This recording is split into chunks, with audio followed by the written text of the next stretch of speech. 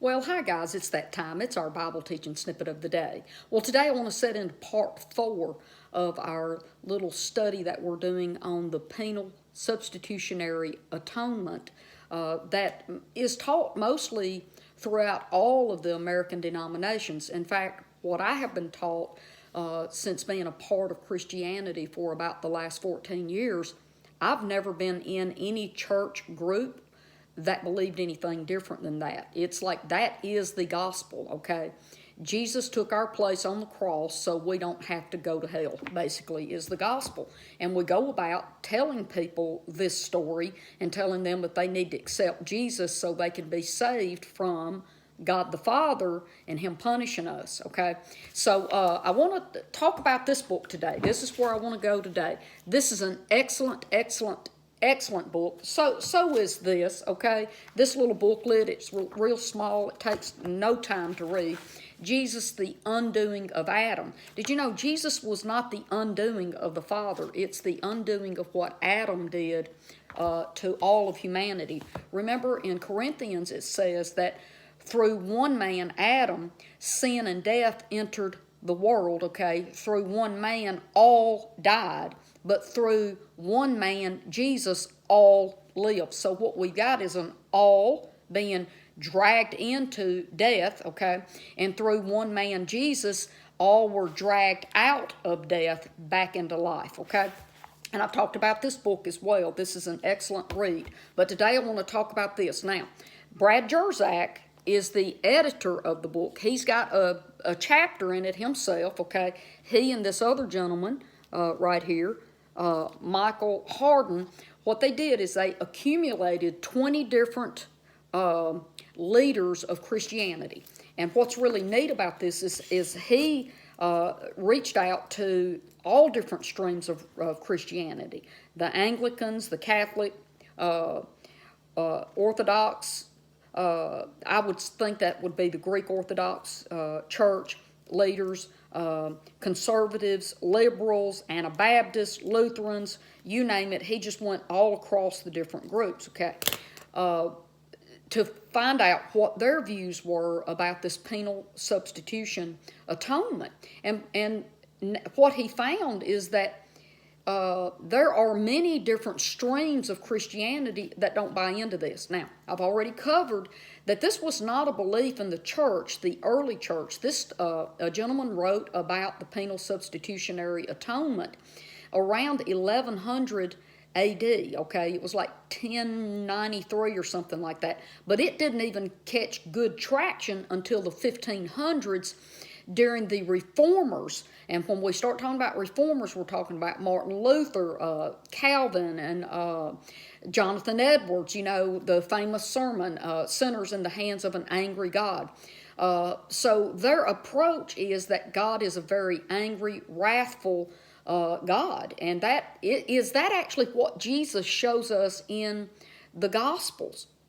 I would challenge anyone to prove that out in the Gospels. Jesus talked about how much His Father loved us. He loves us more than even the sparrows, all of that, right? So what I want to do, but he's got all these different writings by these different people that he got from them and accumulated into one book. Now, like I said, he's got a writing in here, and I do want to share some of that with you today because he asked some extremely good questions. So let me go and tell you his journey, okay? I'll start with some of my notes, okay? Brad Jersak believes that one day in prayer he heard the Lord tell him, I want you to stop telling people that I was punishing my son. That's not what was happening at the cross. Now, Brad Jersak had been teaching penal substitutionary atonement, just like all of the American church leaders do today, for 30 years. He wrote his master thesis on substitutionary atonement, Okay, I'm going to read this out of the book real quick. It says, "My journey. I grew up believing that one must believe in penal substitution to be a Christian. I fully gave myself to the doctrine out of gratitude and love for Christ. In seminary, I fed my passion for the cross by writing my thesis, his master thesis, The Nature of Christ's Substitution and Suffering." Okay, and let me see if I've got anything else. That's all I've got. Now, here's something he says in an interview. The cross was not the wrath of God. The cross was the love of God. And I mentioned that on one of my other snippets already.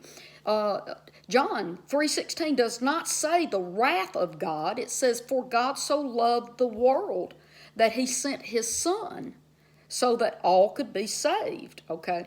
And we've taken that and turned it into that it's got to be this exchange program, and I think this is hugely, hugely a foundational error for us to believe that God killed his own Son so that he wouldn't have to get even with us, okay? Because what we do is we lay a false foundation for everything else to be built upon, okay? If you're seeing God as this angry deity who puts justice, which, by the way, I need to talk to you about justice. Did you know God's kind of justice is mercy toward people? Watch. Jesus says, "Love your enemies." That's the justice of God. By loving them, look, you don't put out fire with fire, you put out fire with water, okay? So hate, the response to that is love, okay? The response to violence is peace, okay? There's just a lot of unpacking we need to do with this theory. And guys, I'm telling you again, I want to make sure I say this. This doctrine has not been in the churches but about 400 years or so. It's not that old of a doctrine, and I know that may be all we've ever heard, and we think this is what Jesus taught, and this is what James, his brother of the Jerusalem church, taught, and all the disciples, apostles in the early church, but it is not. In fact, this is a good part for me to throw this in. When Brad Jerzak reached out and called and talked to Archbishop Lazar and talked to him about this penal substitutionary atonement theory doctrine, and Lazar answers him, and he says, "Oh, well, now I see what your problem is. You are actually following and believing in Moloch of the Old Testament, not the Father of Jesus. God the Father, they have never," let me say it like this, the Archbishop Lazar is a leader in the Greek-speaking, okay, Orthodox Church, the Eastern Orthodox Church. Both of these streams of religion, it used to be the Eastern Orthodox Eastern Church, Greek-speaking, and then you have the Roman Catholic Latin-speaking, two streams of Christianity. The Greek-speaking Eastern Church never has ever heard of, preached, or taught, really, and when they do hear of it, they call it heresy, wrong belief, wrong teaching. For 2,000 years, the Eastern Greek-speaking Orthodox Church has never accepted a wrathful, angry God who killed his own Son so he don't have to get even and kill us. That is heresy for them. They have never believed in hell and taught eternal conscious torment in hell. That's a fairly new doctrine too. It was taught first by St. Augustine in the 5th century in the Roman Catholic Church, and it was passed down to us in our American denominations through the Roman Catholic Church. But they did not teach that in the first 400 or better years of Christianity, and it has never been taught in the Greek Orthodox Christian stream, okay? So what we've got is a lot of the same writings, the same books, and the same Bibles, if you want to call it the same collection of Scripture. But here's the thing. The Greek Orthodox Church, the Eastern Church, They've always spoke Greek. They've always understood Scripture. We've lost some understanding through translation, going over into Latin, going from Latin to German, and then from German to English, and we've lost some things, okay, guys? So I would tell you, this is another thing he said right here. He asked the question, was Jesus saving us from an angry God, or was Jesus saving us from Satan, sin, and death? Well, Jesus says he's saving us from Satan, sin, and death. Jesus never said he's trying to save us from his Father.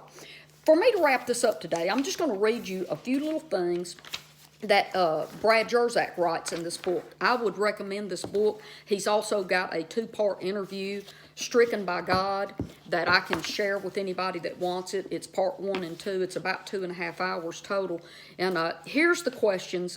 It says, these examples notwithstanding, some common charges against penal substitution through the centuries have included the Father. Watch this now.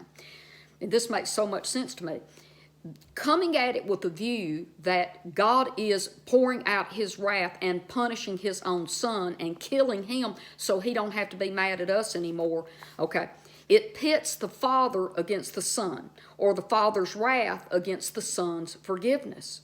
Okay, it makes God beholden to his own sense of honor, law, and or justice, which is taught by the reformers, of anger and wrath, okay? In effect, God is under the law, okay? The third one, it requires the debt of sin to be paid back, so there's no free gift. This type of God must be reimbursed, even if by proxy and with consent, before he can forgive or show mercy. Technically, the debt of sin must be paid back in full rather than canceled or forgiven. The next one, it says sin must be paid back by punishment. The torment of the sinner satisfies God's need for wrath. The justice he requires is specifically retributive. The next one, it paints God as being retributive. He's vindictive, he's untrustworthy, repulsed by sinners, okay? And I'm going to keep going. There's a couple more here I want to give to you before I sign off. It distorts divine justice. Such a God shows us a form of justice that requires an eye for an eye. And Jesus taught against that. Okay, the next one. It creates atheists because it's cosmic child abuse. I've heard this many times. Okay, so these are the problems that we see with pitting God the Father against Jesus and offering him up for a sacrifice himself. Now, there's much, much more. I want to keep going on this because, look, I'm taking my time because I want to make sure that I cover this enough, because I can't just get on here and say, oh, this is a false doctrine that we should not be believing. And I want to break it down, but I want to lay a good foundation with you for you to understand the complications and the mistrust, the faulty foundation of our faith. This is why so many people have such a twisted view of God. I call it stinking thinking and junk in our trunk. Guys, we get lots of opportunities to think the wrong things about God the Father, which do not line up with Jesus the Son. But it says clearly that Jesus is the exact image and likeness of the Father. And some of the things we accuse God the Father of, we cannot find a trace of it in any image of Jesus at all. I tell you what, I'm going to go ahead and sign off. Tomorrow maybe I will read some of the things that he goes about talking about with this idea that we have a penal substitutionary atonement. And I'll give you one of these. Let me go ahead and do this. Does sin separate us from God? And if so, how? Must sin be punished? And does punishment really restore justice? Does punishment of a sinner truly satisfy God's wrath? Does sin agitate God in a way that it is only rectified through violence and retribution? There's several more on here, but I'm going to close it out for today. Listen, I want to tell you that I love you, and I know that I challenge a lot of the things that people believe, but baby, I'm just going to tell you, some of the stuff we believe needs to be challenged, and it needs to die and be buried and left behind. Take it out of our bags and leave it behind and stop traveling with that trash, okay? So I love you, and I'm going to see you right here tomorrow, okay? Bye-bye.